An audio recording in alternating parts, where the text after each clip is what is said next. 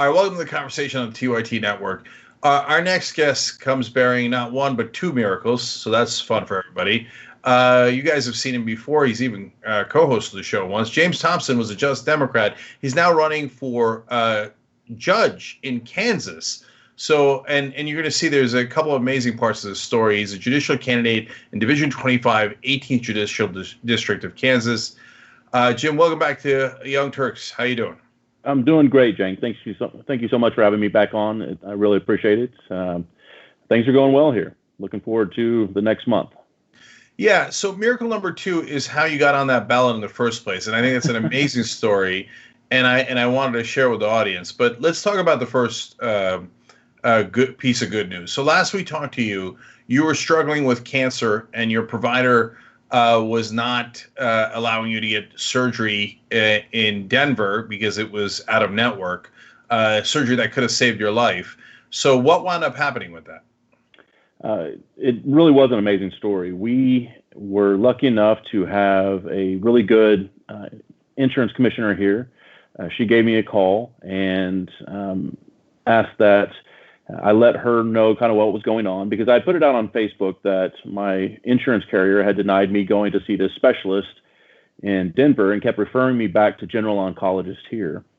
And even though I kept telling him, no, look, I need this specialist, this person that deals in my kind of cancer. Well, Vicki Schmidt, who's our insurance commissioner and a Republican, said that, well, look, that's not right. And they started talking to whoever. And within a matter of days of the insurance commissioner getting involved, they reversed course. So now, of course, that it took 6 months for us to get to that point where I went round and round. I went to the doctor that they asked me to go to, wasn't getting the care that I needed, et cetera, and I needed a surgery that was going to cost about $250,000. And thankfully, we were able to get to Denver last February. I had the surgery. And I am doing worlds better now. I thought I was going to be down and out pretty much for the rest of my life. And after surgery, I began feeling so much better, and things are really looking up now. And I'll see my 3-year-old walk down the aisle someday, is what I'm told. So. Yeah, look, Jim, I've lost good friends to cancer, so you scared the hell out of me when that situation was happening.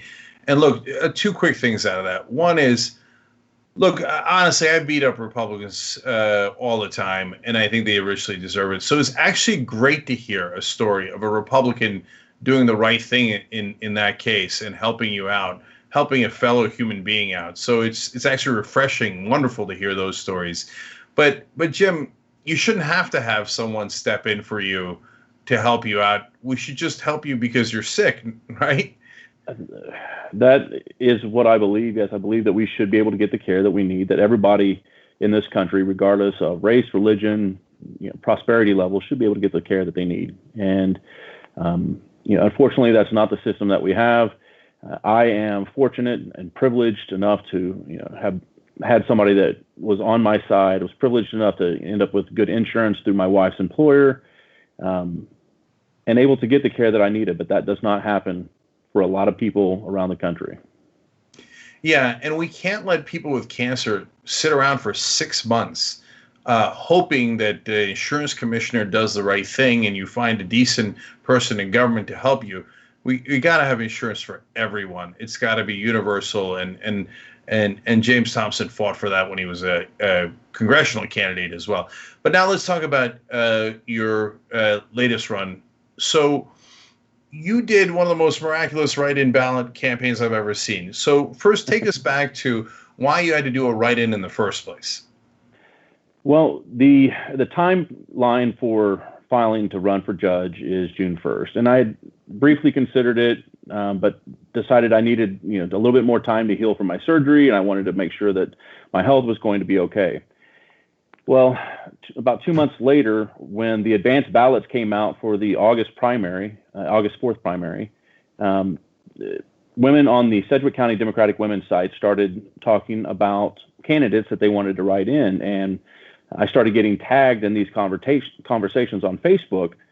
And I went on there and kind of read through everything. And then they said, well, if we write you in and you get accepted, or you get the nomination, would you accept the nomination? And I said, yeah, I would be honored to accept the nomination, but we've got a long way to go to get to that point. And if we're going to do that, then let's do this right. And so, again, the advanced ballots had already came out. They came out the day before this, and my wife had already sent her advanced ballot in, so she didn't even know that this was going to happen. We had, talked about me running before, but we didn't know that this was going to happen. So in that 2-week time period that we had between that Friday that I decided on and then the Tuesday, 2 weeks from then, for the August 4th primary, we had to organize a write-in campaign to get at least 5,000 votes.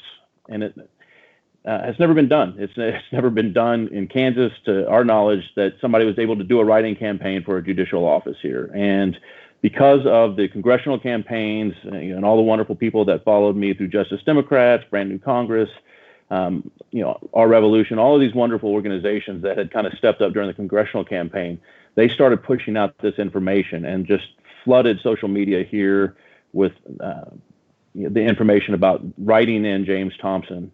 And my former campaign manager, God bless her, Rhonda Cox, jumped in. We got the advanced ballot information, who all had requested advanced ballots, and we started sending out texts. We did a texting campaign, social media campaign, and then robocalls. And with the 2 weeks, we were able to get 5,294 votes. So it was pretty amazing. Jim, this is the longest, most convoluted story I've ever seen for explaining why your wife didn't vote for you.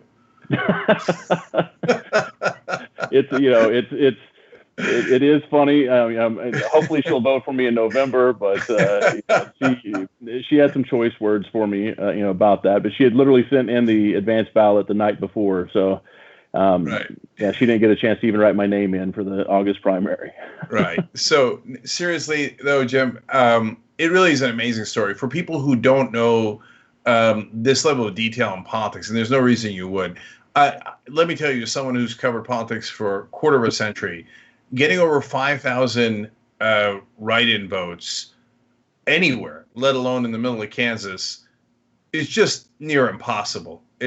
I couldn't believe it when you told me that. That's wow. And so, because guys, it's hard to get 5,000 votes, period, let alone 5,000 people to actually write you in. That is Herculean effort. But to me, I think my takeaway from that, but you know better, is that if you do the hard work of organizing, which you did running for Congress a couple of times, it actually sets you up for success down the road because you had built that base of people who already knew you and loved you. Is that the main takeaway from this?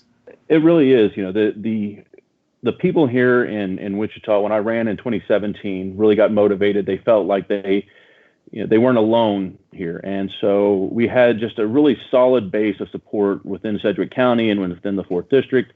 And so when it came time for them to be able to vote for me on something else, they really came together. And a lot of the people that had worked on my campaigns have gone off and are either in office now or are working on other people's campaigns. So it was really amazing to see all of that support come together. It was very humbling for me, and it was a pretty special time. And I can't thank everybody enough, particularly Rhonda Cox and Becky Jenick, who were my treasurer and campaign manager, and really helped push that over the top and really get everybody organized. And by the way, the website is votejamesthompson.com. So make sure you check it out because it's just an amazing story. But you got to finish the story. You got to win, right? And then it makes it even better. And so just time for one more question here. So it's really more of a point that I'm not sure I've ever seen a campaign more people powered. Sometimes people are genuinely people powered. I think the AOC campaign was, the Cori Bush campaign was, Jamal Bowman, et cetera. And a lot of times people fake the people power. Oh, golly gee, did they draft me? Right? And they'll even do AstroTurf things to draft. But they really drafted you almost out of a hospital bed. Right? And it's almost like you took the robe off and you put on maybe another robe, right? Yeah. Off and put the taking off the hospital robe. Yeah. Hey, I might actually do that for a TikTok commercial later now. Thanks. So, look, I know you and I know how wonderful and decent you are, but doesn't that connect you a little bit more even to your own voters and constituents and the people you represent? Because my God, if ever they put anyone in office, it would be you. It really does. The people here are just really wonderful people. And, we talk about getting out and being active. One of the things that Ruth Bader Ginsburg said at one point was that fight for the things that you care about. And so the people here, have learned that sitting on the sidelines just isn't enough. If you want people that you believe in to be in office, then you've got to get out there and you've got to work for it. And that means from judge to Congress to any other elected position, you've got to get out and you've got to work and you've got to believe in what you're doing. So if you believe in justice, if you believe in equality, if you believe in the things that are going to provide a better life for people, then they're going to respond and they're going to step up and they're going to help you in your time of need. So it's been a pretty amazing ride. And I can't tell you how much I appreciate everybody. But like you said, we still have time to go. We still got to finish that last part of the race, which means we've got to get out there, distribute those signs. We've got to raise money at votejamesthompson.com. And we've got to get out and do the things that we need to do to finish this off. It's one thing to get nominated, but it's another thing to get elected, and we need to finish it. All right. James Thompson, 18th Judicial District of Kansas, votejamesthompson.com. And I can see it now. Actually, they're doing it a lot on Instagram.